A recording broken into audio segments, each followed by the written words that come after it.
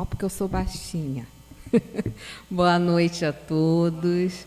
É com muita alegria que aqui estamos para mais uma oportunidade de reflexão dos ensinos de Jesus. Boa noite a todos que nos acompanham de suas casas. E é momento de alegria, né, de aprendizado. Espero que todos nós possamos sair daqui melhores do que quando aqui chegamos. Não porque eu vou falar, mas porque nós sabemos que aqui nós recebemos a assistência dos espíritos amigos desde o momento em que entramos na casa, né? Nessa ambiência de calmaria, né, de tranquilidade. Então, a gente sai realmente melhor do que a gente chega. E nós vamos falar de um capítulo, hoje nós estamos encerrando o capítulo 12. Amai os vossos inimigos. Esse capítulo, ele dá panos para manga, né? Amai os vossos inimigos. E durante algumas reuniões, a gente já tem falado sobre isso. Então, Cristo vem falar, nós já estudamos, olha, retribuir o mal com o bem, os inimigos desencarnados. Se alguém vos bater na face direita, apresentar-lhe também a outra, no sentido de não revidar com a mesma moeda. Já falamos sobre a vingança, sobre o ódio, e hoje Kardec vai encerrar esse capítulo falando sobre o duelo. Então, o Cristo, né, nos fez aqui várias propostas, cada uma mais difícil que a outra, não é? Que quando a gente lê esse capítulo, a gente, misericórdia, Senhor, quando vamos conseguir, né? Só que, na verdade, se o Cristo fez essa proposta, é porque ele sabia que era o caminho. Era o caminho que nós alcançaríamos. Em algum momento da nossa escala evolutiva, nós conseguiríamos realmente o perdão das ofensas.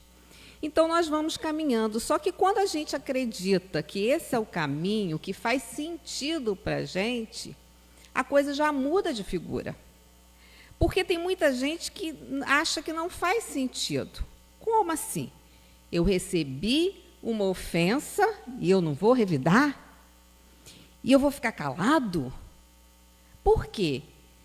Dentro do senso ainda da humanidade, ainda tão imperfeita, o forte é aquele que revida a ofensa. O forte é aquele que não leva desaforo para casa. Nessa visão acanhada que nós ainda adquirimos através da nossa caminhada. E vem o Cristo com uma outra proposta, dizer que, na verdade, o forte é aquele que oferece a outra face. É aquele que não revida com a mesma moeda. É aquele que consegue, que busca conter as suas inclinações violentas e evitar o mal. Mas isso é difícil, não é? Mas era para ser fácil? Não era, né? Porque a caminhada até a perfeição, ela requer que a gente vá se desfazendo das nossas imperfeições, que a gente vá trabalhando as nossas imperfeições. E isso, óbvio, que é difícil, que é um desafio nosso de cada dia. Então, o item de hoje, ele é muito grande, o duelo. São 5 mensagens, né, de 5 espíritos, das instruções dos espíritos, que Kardec, então, encerra o capítulo. Então, eu vou deixar como dever de casa, para quem se interessar, ler esse capítulo na íntegra, porque vale a pena e nos auxilia, né? Quando o coração estiver muito apertadinho, né? Aquele rancor, né? Aquele magoei. Então, vamos ler esse capítulo, né? Porque ele vai fazer sentido para a gente e vai nos auxiliar. Eu sempre falo aqui muitos já ouviram, muitos colegas falam, de um acontecimento com o Chico que é um exemplo para todos nós. Chico tinha aquela vida de luta, né, de chegar tarde em casa por causa do seu trabalho no centro, das psicografias. Ele chegava muito cansado. E ele tinha um cachorrinho, e esse cachorrinho ele era aleijado. Então, ele também dava um trabalho a mais para Chico, porque ele já chegava tarde, cansado, e tinha que cuidar daquele cachorro. E uma vez ele chegou em casa, viu que o cachorrinho não estava bem, parecia que o cachorrinho estava esperando só ele chegar. Quando ele chegou, o cachorrinho olhou para ele e morreu. Então, o Chico ficou muito triste, porque amava aquele cachorro. Aí, uns diazinhos se passaram, e a irmã do Chico chegou, falou para ele, olha só, sabe o que aconteceu com o cachorro? Ele, não sei, ele passou mal e morreu. Não, foi a sua vizinha que o envenenou. E como que o Chico ficou triste com aquilo? A vizinha, na cabecinha dela, o que acontecia? Aquele cachorro dava muito trabalho para o Chico. Olha, o Chico chegava em casa muito tarde, ainda tinha perdido um tempo enorme para cuidar daquele cachorro. Então, ela resolveu ajudar o Chico. Tirar, olha, né, a cabeça, a ignorância, tirar o trabalho do Chico, de um trabalho a mais. E o Chico, quando soube, então, mas ele ficou, né? Ele não ficou com ódio, porque ele já, né, estava num patamar melhor do que a gente. Mas ficou com aquele sentimento, aquele coraçãozinho meio sentido. Aí passou, né, os trabalhos mediúnicos, e ele lá, né, com aquele coração sentido. Emmanuel, que era o seu mentor, chegou para ele e falou assim, ô Chico, a vizinha, né, ela deve estar precisando de alguma coisa. E você vai descobrir o que é, e você vai comprar e vai dar para a vizinha. E o Chico, mas Emmanuel, ela envenenou meu cachorro e eu vou ter que dar alguma coisa para ela? Sim, Chico, você vai fazer isso sim. Porque essa manchinha que eu estou observando está atrapalhando o seu trabalho mediúnico. Então, você vai fazer. E Chico, que era obediente a Emmanuel, eu me pergunto se eu seria obediente ao meu mentor, né? Não sei não, mas Chico era. E aí, Chico procurou saber com a irmã dele se a vizinha estava precisando de alguma coisa, e ela era costureira, precisava de uma máquina nova, porque a dela deu defeito, ela não conseguia, né, trabalhar. Então, Chico foi lá, né, fez aquele cartãozinho de parcelas, várias parcelas, e comprou a máquina, e, num determinado dia, foi lá entregar a máquina para a vizinha.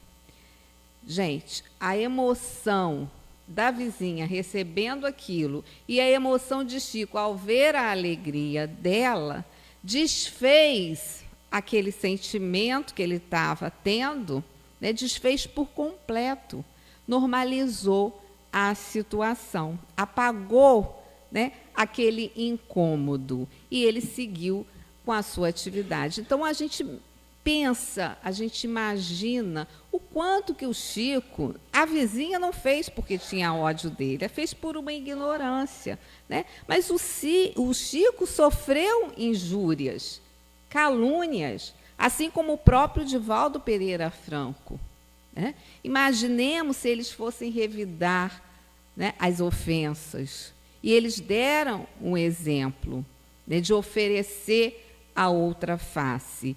Por quê? Porque esse é o caminho que liberta. É o caminho da felicidade. Porque está lá na questão 614 do Livro dos Espíritos, que se deve entender por lei natural. E a resposta dos Espíritos, a lei natural é a lei de Deus. É a única verdadeira para a felicidade do homem. Indica-lhe o que deve fazer ou deixar de fazer. e ele só é infeliz quando dela se afasta. Quando nos afastamos da lei de amor, da lei de caridade, nós somos infelizes. Porque qual é o caminho? É nós seguirmos respeitando, vivenciando essa lei, que é a lei de justiça, amor e caridade. Então não tem jeito. A gente pode bater o pé, a gente pode negar, porque a gente tem essa liberdade. Mas a verdade é que um momento a gente vai conseguir entender e vai empreender os esforços necessários para seguir essa lei. E o Cristo sabia disso, né? Por isso, as orientações, que não eram entendidas, por quê? Porque naquele momento prevalecia o quê? O mais forte. Não se aceitava de modo nenhum não revidar as ofensas, né? Mas o Cristo não se importava e seguia pregando aquela mensagem, pois sabia que era realmente o caminho da libertação. Então, nós temos aí esse item de hoje, o duelo, que muitas pessoas pensam ser até um item ultrapassado, vista que na época que o livro foi escrito, século XIX, os duelos eram uma realidade daquela sociedade, né? E hoje nós não temos os duelos dentro daquele contexto. Mas será que não temos duelos? Então, a nossa reflexão de hoje é nos duelos de nossa atualidade.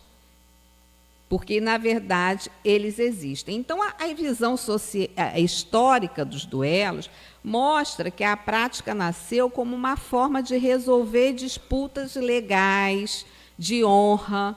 Na Europa medieval, evoluiu para um código de conduta, né, entre elites sociais. Então, foi fortemente influenciada na França, e a partir do século XVII, mas os duelos já existiam, né, desde toda a humanidade. Então, ela se espalhou, essa prática se espalhou por diversas partes do mundo, sendo comum na era moderna até metade do século XX, quando foi gradualmente proibida e substituída por uma mentalidade mais pacífica, porque à medida que a gente evolui, esses costumes, né, que não valorizam a vida, a tendência é que eles desapareçam. Então, sabemos que a prática do duelo, como a gente vê, né, ainda nos filmes antigos e tal, eles realmente não existem daquela forma. Mas a palavra duelo vem do latim e significa guerra ou luta, né? E se eu perguntar assim, se a gente pensar, cada um pensa na sua tela mental, você já participou de algum duelo? Né? Por quê? Porque hoje nós temos, as pessoas ainda estão lutando, fisicamente ou verbalmente, né? Existem os assassinatos cruéis que não dão nenhuma chance da vítima se defender. Nós vimos, semana passada, né, abre-se um carro, atira-se numa mulher, não sei quantos tiros, uma forma cruel de agir, né? Então, não existem as guerras, se nós estamos vendo as guerras, também por disputa de terras, por disputa de poder. Não existem os duelos nas redes sociais a todo momento? As fake news, as fotos, né, que são alteradas, o bullying, os golpes. Não existem, enfim, o homem ainda enfrenta o duelo. Então, Emmanuel, no livro Consolador, ele vai perguntar onde é a causa da indiferença dos homens que cria tanta dificuldade na nossa caminhada? E como resposta lá a essa pergunta, o Espírito Emmanuel, então, diz, é que as criaturas, de um modo geral, ainda têm muito da tribo, encontrando-se encarcerada nos instintos propriamente humanos, na luta das posições e das aquisições dentro de um egoísmo quase feroz, como se guardassem consigo indefinidamente as heranças da vida animal. Olha o que Emmanuel nos diz. E nesse livrinho Fonte Viva, há uma frase que ele fala muito em relação a esse mal. O que causa? É o alto muro do egoísmo. Vejam, então, ele ainda coloca que é alto esse muro do egoísmo, né, que causa todas essas divergências. Então, os ensinos do Cristo, embora não sejam simples de alcançar e muitas vezes até de compreender, eles são lógicos e representam realmente esse caminho dessa libertação. Então, esse pensamento que a gente carrega através da educação, né, através das nossas experiências em que a gente acha que é impossível não revidar, é impossível levar o desaforo para casa, nós precisamos realmente amadurecer esse pensamento. Eu lembro que, enquanto fazia o curso normal e que a gente ia fazer estágio, muita coisa se apagou, mas isso ficou muito nítido na minha cabeça.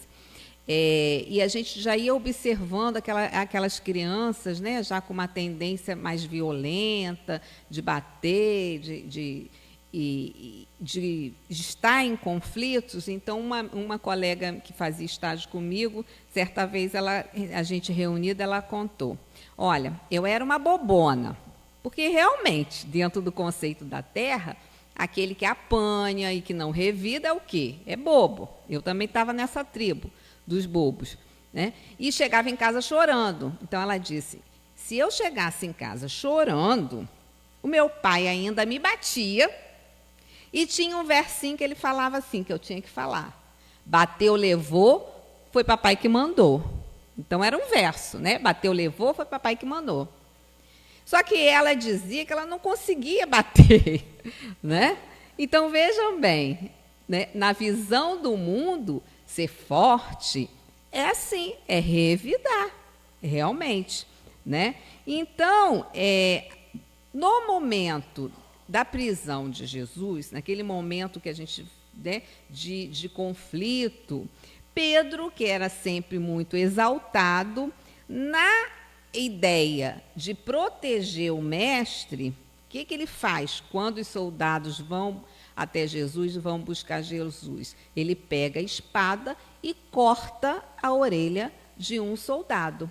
E o Cristo chama a atenção, Pedro, embainha a tua espada, porque quem com o ferro fere, com o ferro será ferido. Então, Jesus, embainhar a espada, ter a espada embainhada, refere-se a uma espada que está guardada na bainha, ela não está pronta para o combate. Então, por que Jesus faz essa recomendação? Porque ele sabia que a agressão, que o revide físico, né, agredia, contrariava a lei de Deus, a lei de amor. Mas não é só a agressão física que contraria a lei de amor. Então, pegando a todos os tipos de violência, né, essa recomendação é justa, né? Porque a espada material ela vai cortar, mas a palavra, com ódio, carregando aquela energia de ódio, ela também fere, ela também magoa. Uma traição também fere, também magoa, também corta. O desrespeito também fere. Então, são N ações, N situações, e que, com certeza, o Cristo recomenda que a gente embainhe a espada, né, na nossa vida. Então, de acordo com a revista Reformador de 2014, o que Jesus queria alertar, não somente a Simão Pedro, mas a todos nós, a toda a humanidade, era para embainharmos, além das armas materiais, embainharmos as nossas imperfeições, que, na verdade, né, as nossas ações, que são fruto das nossas imperfeições, dos nossos vícios, também ferem tanto quanto a espada de Pedro. Então, Kardec, reunindo essas mensagens, ele reuniu 5 mensagens de diferentes espíritos, aliás, 4, porque Santo Agostinho, ele coloca 2 mensagens de Santo Agostinho. Então, a gente não vai ler, porque são mensagens grandes, eu só fiz um resuminho. Na primeira mensagem, era de Adolfo, bispo de Argel, 1861. Então, ele fala assim, já começa falando, só é verdadeiramente grande aquele que não se desvia do caminho reto. Expor seus dias para se vingar de uma injúria é recuar diante das provações da vida e é sempre um crime aos olhos de Deus. Então, quando nós estamos vingando, nós estamos contrariando a lei de amor. Ninguém tem direito, diz ele, em caso algum, de atentar contra a vida de seus semelhantes. Enquanto na terra correr uma gota de sangue humano vertida pela mão do homem, o verdadeiro reino de Deus ainda não se terá implantado aí. Reino de paz e de amor que há de banir para sempre do vosso planeta a animosidade, a discórdia e a guerra. Né? Então, enquanto essa animosidade conduzir os nossos atos, nós estamos nos afastando da lei e nos afastando da felicidade. A segunda mensagem de Santo Agostinho, que ele diz assim, primeiro ele dita uma em 1862 e depois outra em 1861. O duelo pode até constituir uma prova de coragem física, mas é um desprezo pela vida e também, incontestavelmente, uma prova de covardia moral. O duelista não tem a coragem de suportar as ofensas. Não vos disse o Cristo que há mais honra e valor em apresentar a face esquerda àquele que bateu na direita do que vingar uma injúria?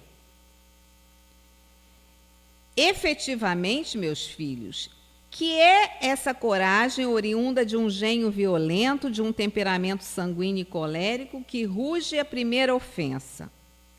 Onde a grandeza da alma daquele que a menor injúria entende que só com sangue poderá lavar? E a gente vê isso, né? A gente vê isso nos nossos noticiários. Fechou no trânsito, se eu estou com uma arma, eu atiro e tiro a vida. Né? Se eu for contrariado, eu me sinto no direito de tirar a vida. Então, isso mostra que a violência está dentro de nós, ela não está fora, ela está dentro de nós. Então, Santo Agostinho, amigos, lembrai-vos desse preceito, amai-vos uns aos outros, e então, a um golpe desferido pelo ódio, respondereis com o perdão. Né? A gente vai tentar, né? Tentar até um dia conseguir. Tentar até um dia conseguir. Terceira mensagem é de um espírito protetor, 1861. O duelo, como que outrora se denominava o juízo de Deus, porque o duelo já foi chamado, né, do juízo de Deus, é uma das instituições bárbaras que ainda regem a sociedade.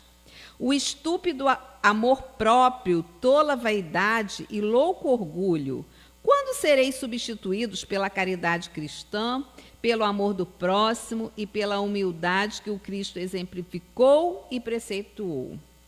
Só quando isso se der, desaparecerão esses preceitos monstruosos que ainda governam os homens e que as leis são impotentes para reprimir.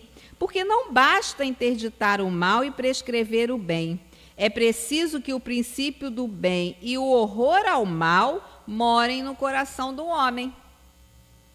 Olha, quando o princípio do bem e o horror ao mal morar no coração do homem, a coisa avança, né? Como no caso da minha amiga, que embora tenha sido orientada a revidar, ela não conseguia, porque aquele princípio para ela era um mal, e aquele mal não estava nela, na vontade dela. Embora as orientações do pai, ela não conseguia, ela preferia voltar chorando.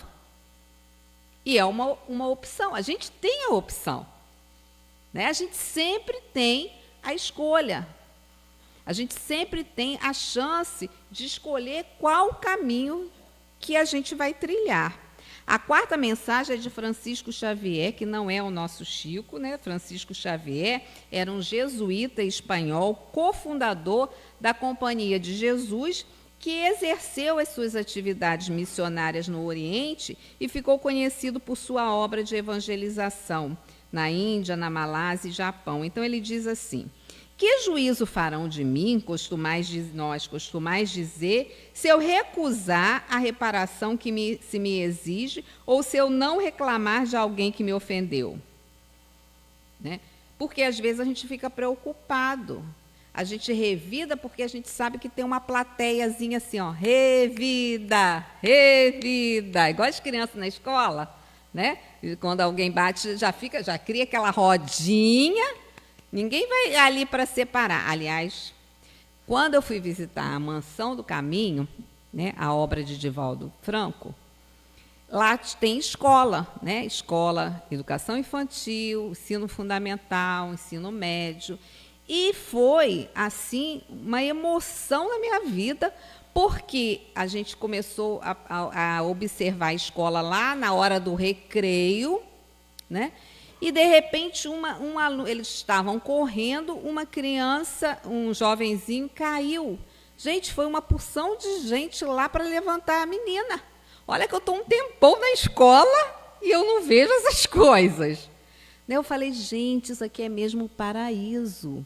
Ela caiu, levou um tombo, os coleguinhas todos foram lá levantar. Na minha caminhada, a maioria das vezes, é uma gargalhada danada, né? É um show de gargalhada. E ali, por quê? Porque ali as crianças estavam recebendo, os jovens, desde da pré-escola, estavam recebendo um outro ensinamento muito mais valioso, que era do amor ao próximo, do respeito ao próximo, né? Coisas que hoje são raras. Porque assim como muitos se instruem dentro desse conceito do bateu, levou, se o conceito fosse outro, né, do auxílio, de fazer o bem, se esse fosse o conceito, com certeza eles aprenderiam também esse conceito. Então foi muito marcante aquela cena. Então esse espírito continua dizendo: os loucos como vós, os homens atrasados, vos censurarão, mas os que se acham esclarecidos pelo facho do progresso intelectual e moral, dirão que procedeis de acordo com a verdadeira sabedoria. Né? No caso de quando não revidamos as ofensas. Então ele continua: quando a caridade regular a conduta dos homens, eles conformarão seus atos e palavras a esta máxima: não façais aos outros o que não quiserdes que vos façam. Em se verificando isso, desaparecerão todas as causas de dissensões e com elas os dos duelos e das guerras, que são os duelos de povo a povo. Então, e Santo Agostinho também traz a sua mensagem final, dizendo que o duelo, remanescente dos tempos de barbárie, em os quais o direito do mais forte constituía a lei, desaparecerá por efeito de uma melhor apreciação do verdadeiro ponto de honra, e à medida que o homem for depositando fé mais viva na vida futura. Então a gente observa que todas as mensagens, elas são unânimes em dizer que o duelo é o quê? É o fruto do orgulho e do egoísmo. E é inaceitável perante a lei de Deus. Então, esse capítulo do Evangelho, todo ele, o capítulo, ele fala exatamente disto, do conflito inútil e vazio para a defesa de uma honra, que se necessita de defesa tão violenta. Né? Por quê? E a proposta do Espiritismo é que nós, enquanto aprendizes, que a gente possa se dedicar a um duelo, sim, mas um duelo interior, né?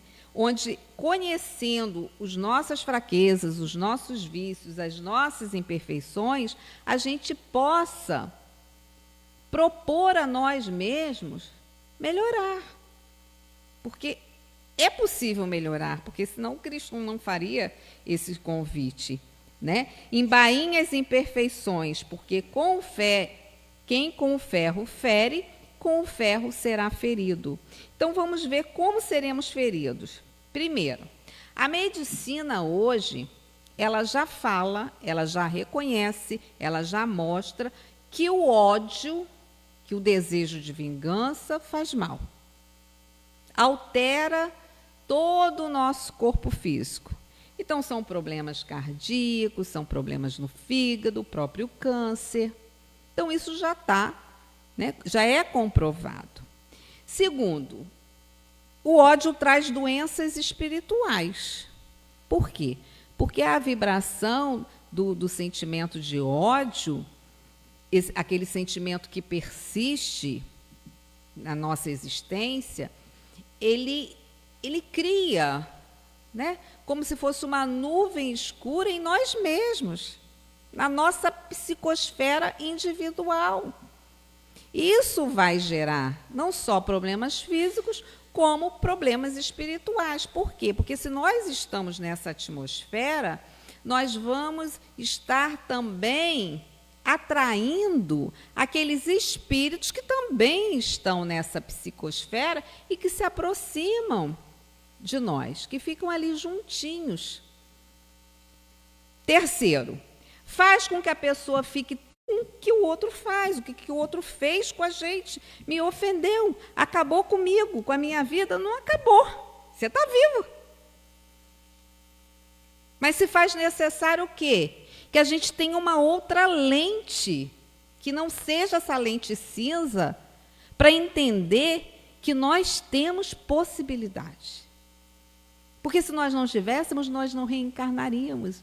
A lei de Deus não ia fazer tudo tão perfeito para a gente reencarnar num novo corpo, numa nova oportunidade, se a gente não tivesse essa capacidade de vencer. Vencer a quem? O inimigo? Não, vencer a nós mesmos. A vencer todas as imperfeições que nós carregamos, mesmo que seja difícil. Então, aquela frase maravilhosa que Paulo falou lá na segunda epístola a Timóteo: combati o bom combate, terminei a corrida, guardei a fé. Por quê que Paulo falou isso? Porque Paulo era o perseguidor, enquanto Saulo, o perseguidor dos cristãos, que matava. Mas quando ele conheceu Cristo, ele foi tocado pelaquela mensagem. E ele teve a força e a coragem de refazer o seu caminho, pregando aquela mensagem do Cristo que ele agora acreditava. Então ele sofreu, ele lutou, a vida não foi fácil, perseguições, perdeu o seu cargo, perdeu o seu dinheiro, perdeu tudo, mas seguiu aquela mensagem. Combati o bom combate. Então, o bom combate é esse interno que nós fazemos. E o mau combate é o combate das injúrias, das violências, do revide, né? Então, combati o bom combate, acabei a carreira, porque ele foi até o fim da sua vida, espalhando a mensagem de Jesus. A sol a pino, a pé, escrevendo, não tinha internet, não tinha hoje, né? Não tinha zap, não tinha nada, aquelas cartas, sei lá quanto tempo demorava para as cartas chegarem, se espalharem, mas ele fez, né? Então, ele guardou a sua fé na ação, né? Então, lutar o bom combate a qualquer tempo será sempre uma batalha solitária contra o orgulho e o egoísmo ainda presente em nós. Ninguém vai entender. Como assim? Você ouviu esse desaforo e não vai revidar? Por isso é que é solitária.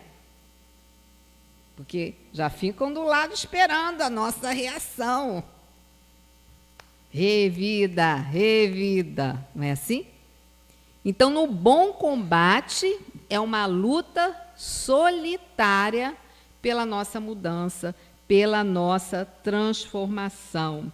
Então, como um jardineiro, aqui é a mensagem de Emmanuel, como um jardineiro de nosso campo interior, combatemos o bom combate, podando as nossas más inclinações e adubando o solo dos bons sentimentos, para que o amor floresça em nós. Que possamos, enfim, como o apóstolo Paulo, ao aguardar o final de sua existência, afirmar como ele o fez: combati o bom combate, acabei a carreira, guardei a fé. Então, que Jesus nos ampare, nos abençoe, nos fortaleça. Como dever de casa, vocês vão ler essas 5 mensagens na íntegra, né? Porque a gente tem que ler. A gente tem que ler para ver se fica. Se fica alguma coisa. Não é assim?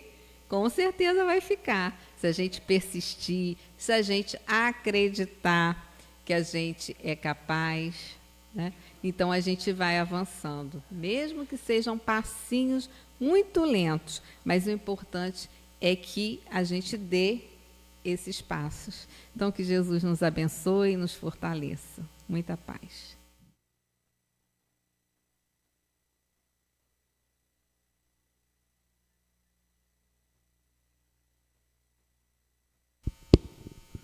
Gratidão pela reflexão, pelas reflexões da noite e que possamos absorvê-las através dos ensinamentos do Mestre Jesus.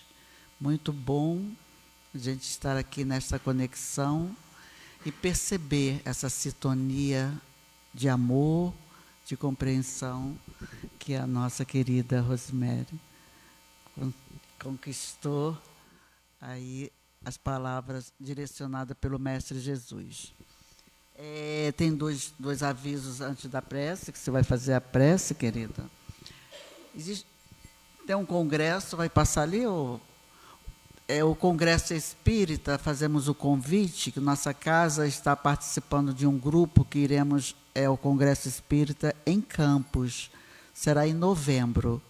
E tem um folder aqui, e as informações não estão passando ali, mas qualquer coisa, procurar a Márcia, que faz a multimídia, e ela está organizando para que possamos ir a esse congresso de 14 a 16 de novembro, na Universidade Cândido Mendes, em Campos dos Goytacazes. O convite está extensivo a quem desejar. Logo após a prece, teremos o passe. Mantenham-se em conexão e em silêncio, cada um na sua reflexão íntima, direcionando seus pensamentos e sentimentos para o objetivo em que vocês estão aqui. Logo em seguida, haverá o momento do passe, que será conduzido para a Câmara de Passes. Cada um no seu lugar, não precisa passar à frente, vai sendo suavemente convocados para que haja o momento do nosso passe. Temos também a cantina lá atrás, que tanto nos auxilia. Tem uns salgados gostosos, tem caldos, estão convidados para, depois da alimentação espiritual, alimentar a parte material, é claro, né? E assim, desejamos uma noite de paz, um excelente retorno aos vossos lares, que Deus nos abençoe, nos dê discernimento como melhor conduzir-nos neste planeta Terra. Muita paz a todos. Rosemary fará a nossa prece, por Olha gentileza. só, ela está me agradecendo, mas ela não sabe de nada, né? Eu já refleti. Do jeito que eu estou falando sobre esse capítulo, é porque aí tem, né? Que a gente está estudando Amai os inimigos nas quintas-feiras, a gente está estudando nas quartas, né? Então aí tem, gente. Não tem que agradecer, não. Eu que tenho que agradecer, né? Porque lendo a gente tem que ficar alguma coisa, né? Então agora a gente está mais vigilante. Então na hora que meu ponto fraco é o trânsito, realmente. Então na hora que dirige o sangue circula de um jeito diferente. Aí eu descobri uma coisa muito boa agora. Musiquinha, Bezerra de Menezes, Irmã Sheila. Olha, tá uma bênção, né? Porque as coisas estão acontecendo, parece que eu estou assim, né? E, às vezes não dá certo, mas porque a gente tem que buscar, né? Buscar renovar nossa própria energia, né? Buscar outros pensamentos. Então, né? A gente está aprendendo aí. Um dia a gente vai chegar lá. Né? Um dia a gente vai se reunir, todo mundo com missão de voltar à Terra para o trabalho, mas aí para o trabalho já, né? Vamos acreditar nisso. É por conta de você.